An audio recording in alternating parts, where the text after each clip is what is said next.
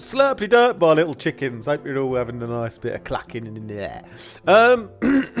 Today, I'm going to do an Art1fact analysis video of the track called Baddadan, which is by a lot of people. It's by Chase and Status, Boo, IRAH, Flowdan, Trigga, and Takura. And you guys all know this track because it's very, very popular at the moment. And I wanted to do a analysis video of a track because I think that it can be useful to get my insight on what I think is going on, and maybe it'll help you guys have some extra inspiration and ideas in your own production. And of course, this is not for me to go ahead and say how to recreate this track specifically. It's about highlighting those elements and things that I think that just work well in composition, in arrangement, in sound design, and in processing. So I want to talk about a few of those kind of key things that are used in this track and many others as well. But yeah, using this as a little case study today. So let's dive in, and I'm going to sort of play a bit and then pause a bit. I've never actually watched the video before.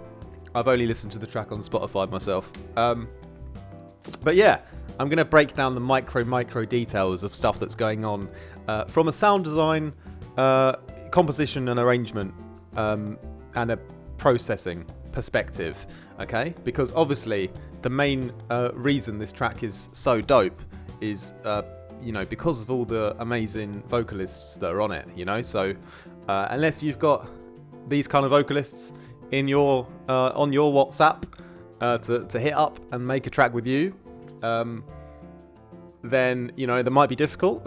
But I want to focus more on the sound design kind of things on this track, which are something that you can definitely always learn from, even on a vocalist oriented tune. Anyway, let's dive in then. I'm going to pause it quite a lot to talk about what I'm hearing, okay?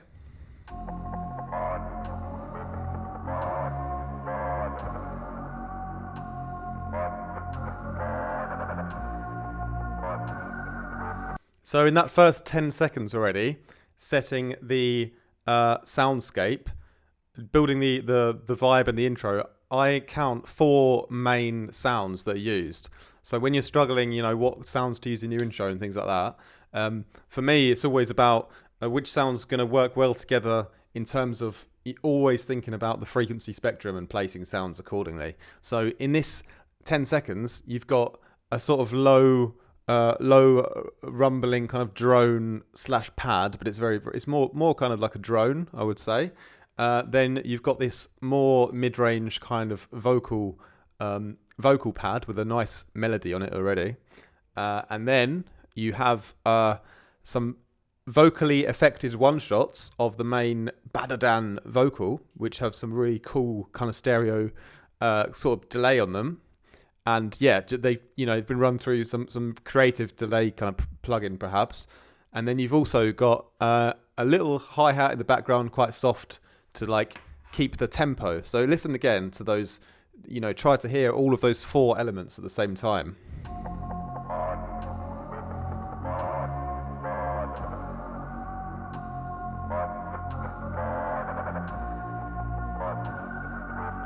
And that low kind of drone pad sound it's almost like a low pass Reese in a sense. That could be that could simply be just a saw wave Reese with a little melody on it, just really, really low passed. So that's potentially what that could be made from.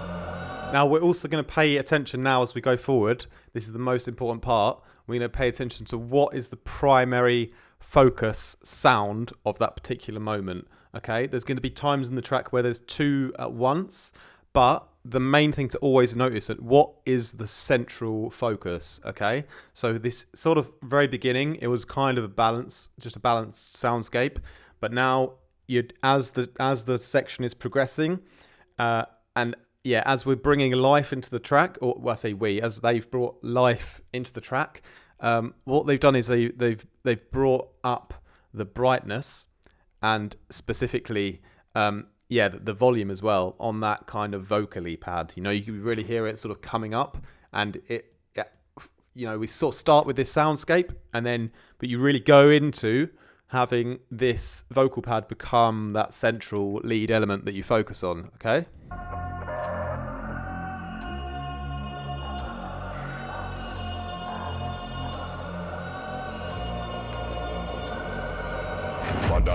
Okay, then you've got a little bit of rising tension from either that pad, or it might be a separate kind of just atmospheric kind of rise. And then we have a swift sort of sharp cutting off. And there may have been a lot of reverb and things on these sounds to begin with, but everything's been cut off quite sharply. We've got this little kind of impact, sort of organic impact sound effect. And then we drop into what is the next central lead element of this part of the song. Baddadan, baddadan, baddadan. Anyway we see them, we are bang pan another one. Okay, so we've got the vocal coming in now, the really strong low frequencies definitely left in. And what you got to remember as well, there's no a decent mic will capture the vocalist you know, absolutely fine, but if you were to process this wrongly, you'd quickly lose that power of the vocalist's voice. So you know, although there's going to be a lot of delays and reverbs and things happening, you got to preserve that recording as well. It's very important, especially the low end. You don't want to go and start phasing the vocal by over delaying and over reverbing it. You know, you want to be very selective and keep the organic tone of the voice and the high quality recording intact. Okay, so that's very much in there. In the lows and the mids, you've got the really high quality vocal, and that's being prioritized. And it almost feels like the vocal is sort of taking up 80% of the whole mixdown. Okay, you've got some other things happening slowly in the background to build tension, but we're really focused it on that main vocal, and it's got a bit of little bit of delays and reverb on the outside of it, but we're really keeping it quite pure. Sorry, I keep saying we. I'm getting carried away with my analysis, but I'm talking what they've done. Boss up 4-5 now go one Remington. Any boy this ballot on them in a Kellington. Okay, so. And even though with that main vocal, often is the case that when you're recording vocals, you might want to do a few takes, and you might want to try to sort of blend them together. So you sort of got 3 in 1, you know. So you've got a main one in the middle, and you've got a couple on the left and right, perhaps, but they kind of feel like they're one, like, nice tight stereo vocal, you know. And then on top of that, we've got these little delay splashes and things that happen like shortly afterwards. Bad man, you know where vibes can done. Vibes can done, we kill a sound boy for fun. Big bad man from outer England. Bassline drop, I tell you. And then just before we get into this next section here, you've got kind of 3 background elements that all rise up with tension, okay? You've got that vocal-y pad with the nice melody on, a little bit of a Middle Eastern kind of flavour to it. That's like kind of rising up in volume and brightness again, like it was in the first part. Then we've now got this introduction of the new sound, which is this kind of synth ARP, kind of a classic sound, like a square or saw wave kind of ARP, easily made in Vital. That kind of synth coming in. And then also, I didn't quite remember there was a third sound. Oh, sorry, obviously the drums. So yeah, you've got, I love doing this as well, is getting a nice break and sort of low passing it, you know, low passing it to come up. And all of the sort of drums that you hear in the intro, we're still in the intro, obviously, a lot of them are going to be less volume than the main ones in the drop, okay? Something I notice and I tell people off for a lot in my student sessions is people try to sort of go from 100 to 100, you know? The intro drums, the brightness, the power on them is almost exactly the same as it is on the drop, and then for that reason you lose out on this whole energy building tension part of the intro, which is so important to getting the listener excited, okay? So yeah, we've got these nice breaks in the background that come in very slowly and quite low with the nice low pass filter opening them up to create that rising tension here. sound boy for fun. Big bad man from outer England. Bassline drop, I tell you who is And notice here now how the main central element has shifted away from the vocal. Okay, we've got the new vocalist coming in, doing that more sort of reverbs, nobody better than we, that kind of that texture, but that's a little bit more middle ground. Okay, what we're really bringing into the foreground now, into the main focus, is that synth that was creeping in before, and now it's taking the center stage. Okay, so you kind of listen to how that synth will sort of start to take the main role in this section.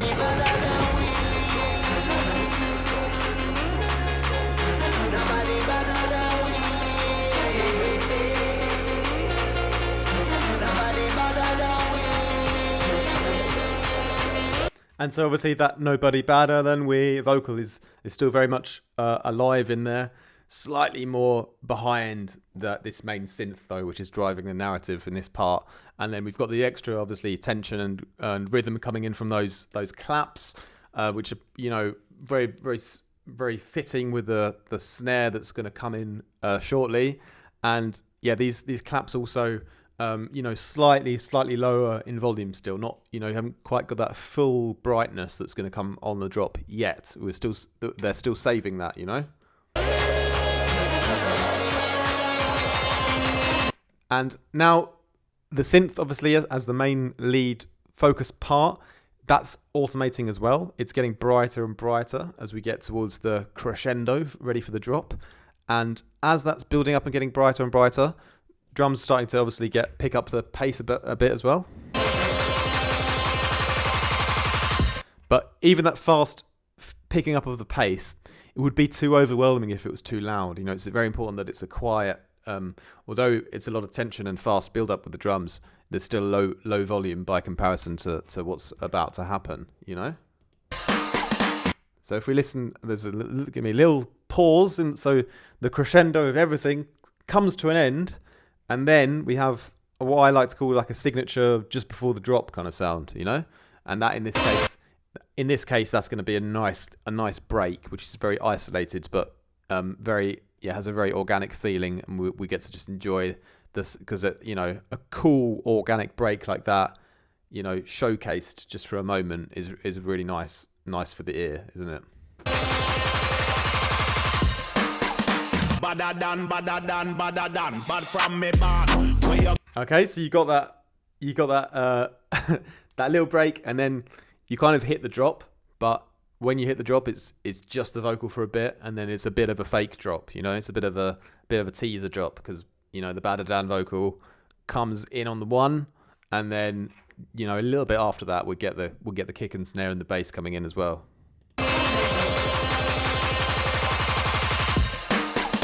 Baddadan, bad from me bad. Where you get your badda from? Thing where me get. Coulda come from. And let's talk about the what's the center. It's always the key thing to come back to, is what's the central like sound for this moment always, you know. Baddadan, So obviously we had the drum break, and then we're going straight into the vocal on its own for a moment. baddadan, bad from me bad. Where you get your badda from? Thing where me get. Coulda come from Afghanistan. And now, as we get into the main part of the track, obviously, this is where we have the marriage of two main elements at the same time. So this is where it takes a good amount of Mixdown knowledge and compositional kind of arrangement to get things to work well. But we obviously have the vocal and the bass, the mid bass, both fighting for space in the kind of mid-range area of the track, you know, which is sort of the most important in a sense. So yeah, how they've been able to get clarity between both of them, that's the important part. And so one way that is done is with multi-band side chaining. You know, you could take out some frequencies, and it sounds to me like potentially some frequencies on the vocal will come out so that the bass can cut through, or maybe the other way around as well, to be fair. Where you get your mother from? Thing where me get. Coulda come from Afghanistan. They no want see this cross like me up in my What you do notice that's kind of a given though is that the low end is, you know, if you're just talking about the low and the high, obviously the bass is dominating the low end and the vocal is dominating the high end. So although the bass will have some high frequencies on it, the presence on the vocal, the high frequencies on the vocal are more close to us. They're more upfront than the bass is. Okay, so the low end of the bass is kind of more close to us than the lows of the vocal. Obviously, there are some mids and lows in the vocal, but the bass is the main one, obviously, because it's got all the sub and everything down there. So that's the driving part of the bottom. And then when you get to the middle range, that's where the bit of magic happens, and there's a bit of blending and nice mixdown work to get them to be not sort of clashing with each other too much. And then as you get to the high end, the vocal sort of takes a bit more precedence in the kind of presence of the two sounds. It's a slightly sort of level up from the bass. So yeah, that's something that's not easy to do, but definitely possible. Okay, so same if you were like mixing perhaps like a lead guitar and a vocalist on a rock song. You know, those are like the two main elements at that time, and they will work together. Just takes a little bit of creative and precise mixdown work to get them to both be like really clear, loud elements that both cut through independently from each other.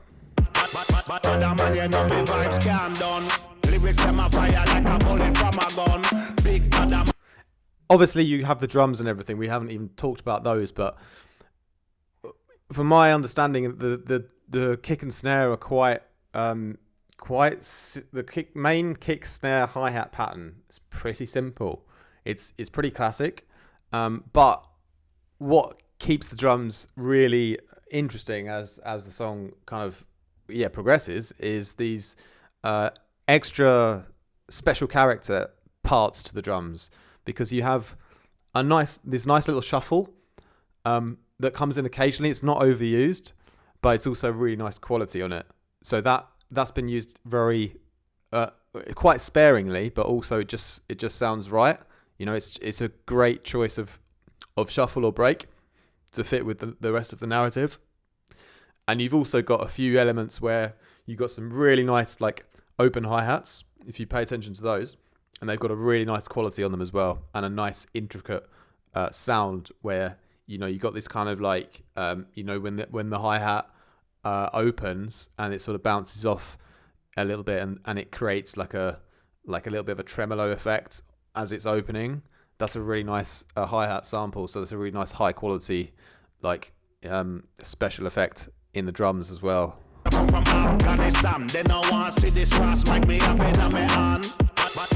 Like there, just happened just there. So you got some really nice detail in the cymbals. It's really important because cymbals can become essentially cymbals are like the driving force of the groove of the drums. You know, you have your kick and your snare. They're kind of like doing their thing on pretty structural, but it's the hats between them that really create the groove and tie them all together. So it's super important to use high quality cymbals that just sound funky. They have a funky characteristic to them. And so it's not a case of just any old hat will do, obviously. You know, you can really get deep with your cymbal work and make it really realistic and vibey. Okay, so that's really important here. Even though it's quite a simple, slow beat, there's a lot of little funky bits of cymbal work that are really, really cool. You've got these little reverse cymbal sweeps that come in occasionally, and they kind of break up the energy of the track as well. So that's also important to note if you kind of try and listen to those.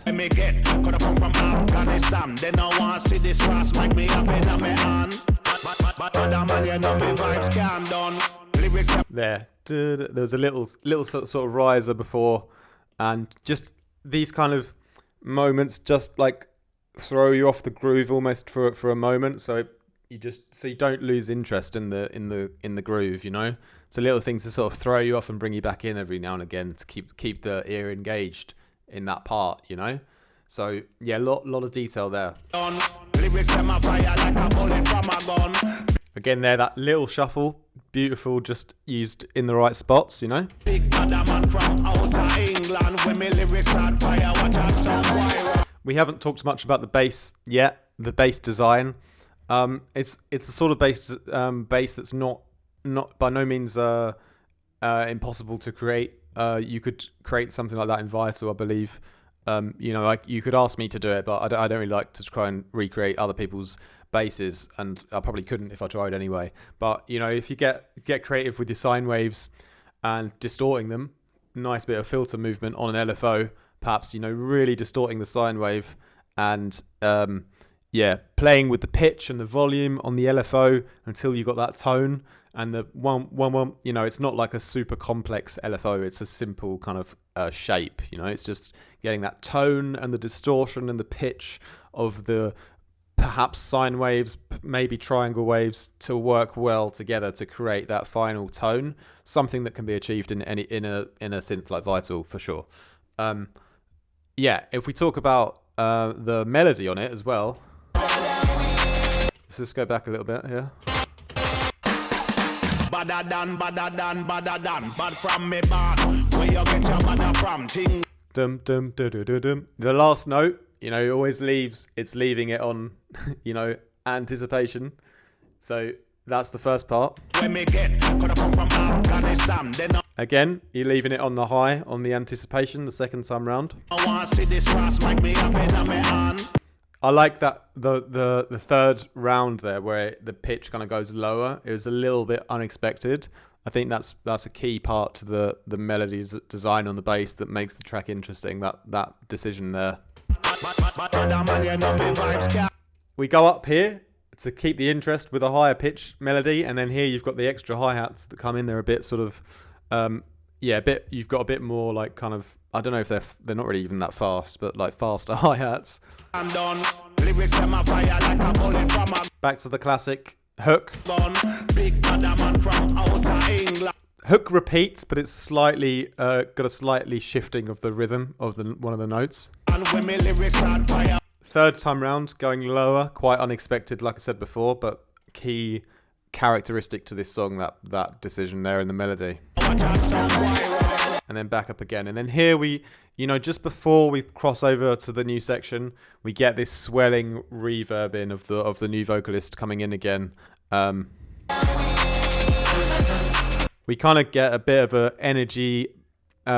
It's like you take out a bit of the grit, but you give more energy in other ways, you know, because that, especially that vocal and I think there's maybe a pad as well, kind of takes a bit of the pressure off from the sort of grittiness and aggressiveness of the track.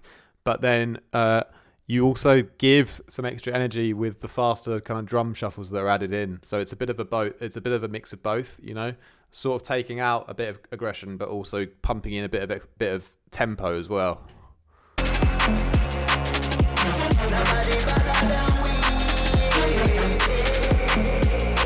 Here you've got a part of the track where it's kind of a bridge.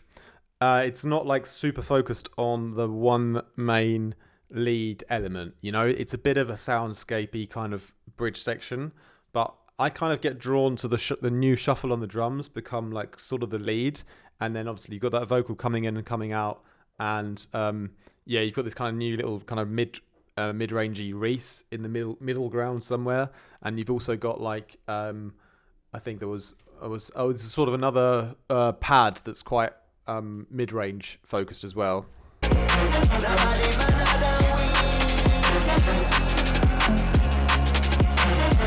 These synths as well, kind of in the middle ground as well. So nothing is like super upfront and you know, really directing the narrative. It's a bit of a conglomeration, is that a word, of sounds in this part. But it's taking the pressure off a little bit, so we can, you know, because you got to take the energy down, you got to take the pressure down so that you can go back in again, you know. Obviously here we've got a nice fast kick build, but obviously again that's not like a 100% volume kick drum. It's a soft kick build, important. All right, we got the nice showcasing of a great break, you know, taking up almost the whole mix down from brief moment. So very important that becomes the lead again for a split second. Yo, walk with the rapper pam pam from a guy this stiff. Here again, new vocalist coming in. Again, sick, processing, but not taken away from the main quality of the mono signal of the vocalist. You very much hear it very, very nicely. But then also you have got a nice amount of reverb around it as well. You know, it's balanced well, so it's not taking away from the main recording still, you know. Program shot a slam them say them a bad man, me have a hawk. Which one when we a fire shot, pull pin and fling bomb them dead. Here where you've got a different vocalist and the same bass line, you're probably going to have to mix it differently again, because each vocalist has their own range, and therefore those frequencies that are clashing in the mid-range between the vocalist and the mid-bass are going to be slightly different here this time, you know, because of his range is, you know, different to the one before. It seems like a bit of a lower range. So it might take some shifting around to rebalance how the mid bass and the vocal fit, so they don't conflict. For me, for this kind of job, I would always use like multi-band side chaining. Like I use the Waves F6, but if you just use Track Spacer or something like that, that would be like an alternative way to do that. And just finding those sweet spots where you can kind of get the best from both, because they are taking up similar area in the mixdown. And I didn't mention this on the one before, I forgot, but also another thing to pay attention to is not only the frequency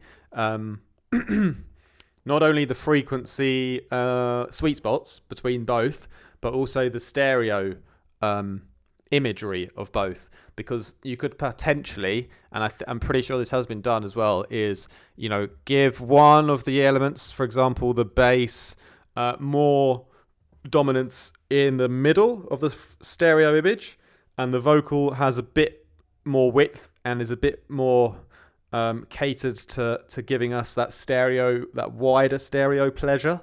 So by creating extra separation in the stereo image of the two sounds, you also get that extra level of separation between them all, so they also are more independent from each other and more clinically detectable and mixed again. So that's also another way to get that nicer separation between those two fighting lead elements in the mixdown.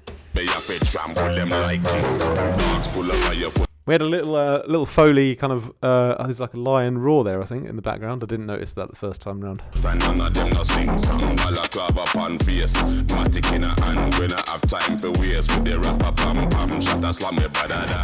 Yeah, here you got, you know, just before it goes into the breakdown here, the Baddadan vocal, we get a nice big delay on it, which, you know, you might think, you know, you've got a delay in every reverb, the whole vocal all the time. It's really not the case often. A really pure, clean vocal, well recorded with a little bit of stereo magic is often good enough. But then, you know, in these sections where it's like the breakdown or you know, certain parts of the track where you might want to just add a splash of like over the top delay reverb, that's kind of what happens like here on this little yeah. Obviously here we have a massive kind of stereo delay on the whole vocal, you know.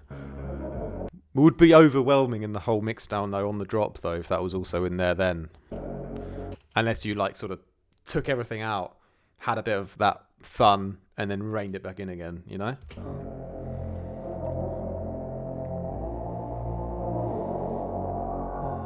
Here we've got a very murky kind of mid-rangey, droney, filtered breakdown, I suppose. Yeah, a bit of that rhythm from that synth coming back, obviously. Vocal coming back in, so sort of like you sort of go down underwater and then the elements sort of start to swim up again, you know? Nobody better than we. Again, similar kind of to the build-up before, you know, the vocal kind of bringing it through, the synth, again, like kind of taking the lead role, and the claps kind of giving us that anticipation and rhythmical build. Nobody better quite similar to the first build-up.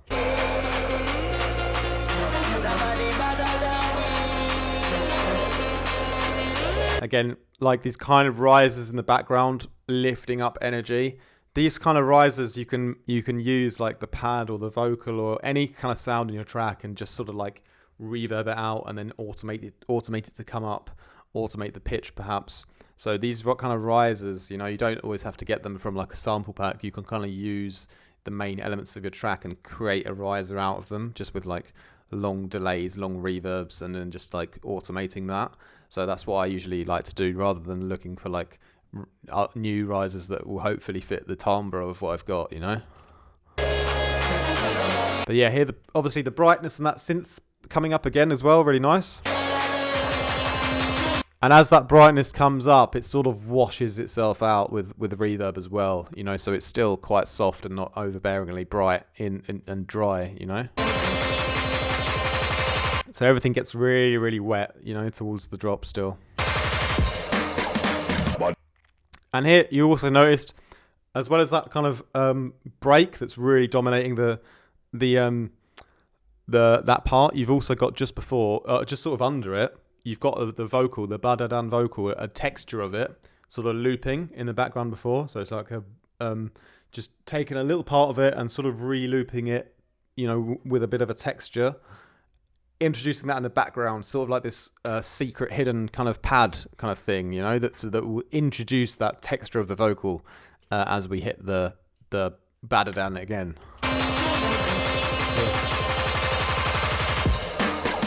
You know, it's like it's kind of you can already kind of hear it's been made from the vocal there. And here again we have a bit of a switch up in the composition, I suppose. Baddadan.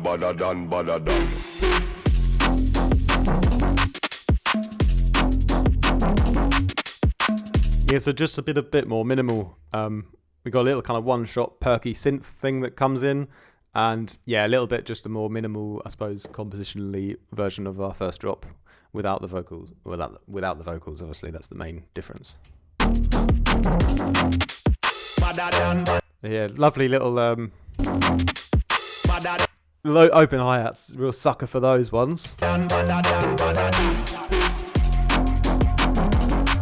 I love that. That's one of my favourite sounds in the track, actually. That sort of vocal pad that comes in. Because it's got a bit of to me, it sounds like it's got a bit of a Middle Eastern kind of flavour, and I love that kind of style. But it's just a simple, really simple melody. You know, it's not like super complex melody wise. It's the timbre of the vocal that sounds really organic and just great. And then just that little one part of it is good enough to like loop a few times because it's already so good for a few seconds. You know, you can get away with just looping that, you know.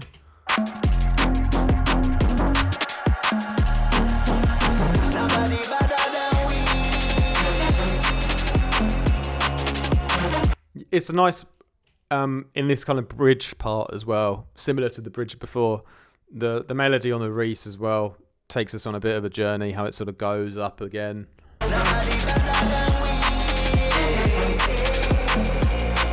And then it goes down the second time round.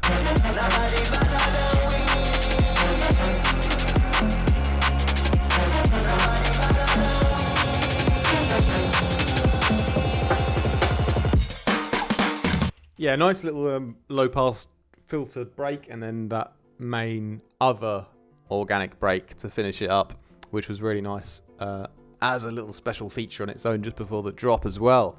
So there we go, there we have it. I think I covered most of the like little nuanced details that I wanted to talk about. It's probably quite a long video for a 3-minute 39-second song, but yeah, those are some of the elements that I pick up on that bring, you know, that I think that are useful to pay attention to when you're composing and producing your own tracks. There's a lot of things here that are, you know, a lot of these. You know, I'm highlighting these kind of techniques on this track because it's very popular at the moment. But you know, a lot of these techniques and things in the sound design, you'll hear on lots and lots of different songs. But it's just cool to focus on this one because it's a great song, and it's like I said, very popular at the moment. And so that's my sort of take on the Baddadan track, which I do like a lot. And there's some really cool little pieces of sound design and good use of creative processing and great kind of mixdown work. And it's just some things that I mentioned. I just hope that help you to hear things in a different way and apply that knowledge to your own productions as well. So you can hopefully get past or break through some of these like stumbling blocks or walls or things in your compositional skills. So hopefully it helped some of you guys. And thanks a lot for watching, my G's. Hope you have a great rest of your day. Peace out.